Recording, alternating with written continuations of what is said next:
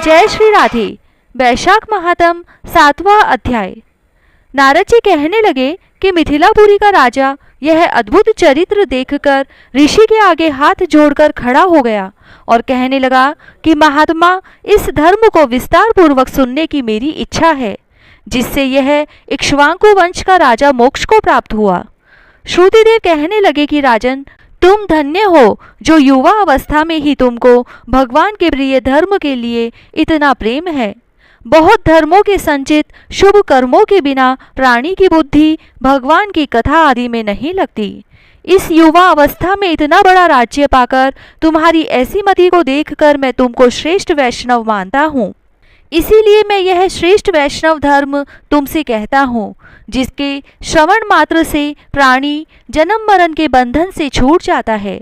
जैसे प्रत्येक मनुष्य के लिए शौच, स्नान, संध्या तर्पण आदि नित्य नियम कर्म है, वैसे ही वैशाख मास के भी कुछ कर्म है। वैशाख धर्मों के समान कोई धर्म नहीं है। जो कोई इन धर्मों को नहीं करता उसको स्वर्ग प्राप्त नहीं होता। जैसे बिन राजा की प्रजा उपद्रवों से नष्ट हो जाती है, वैसे ही बहुत से धर्म भी नष्ट हो जाते हैं।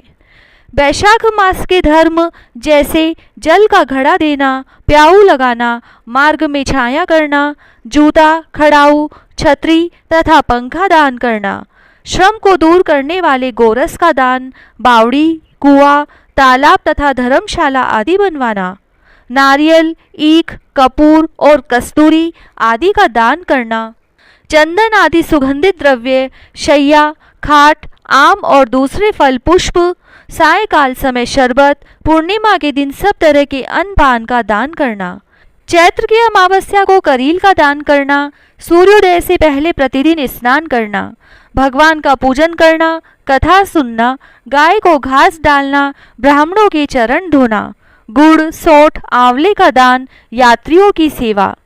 जो स्त्री वैशाख मास में भगवान का पूजन फूलों से नहीं करती, उसको पुत्र का सुख नहीं होता, उसका पति और आयु भी नष्ट हो जाते हैं।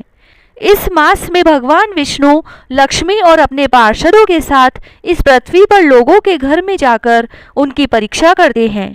जो भी इन दिनों उनका पूजन नहीं करता, वह रोरवादी नरक में पड़ता है और फिर 5 बार राक्षस योनि पाता है।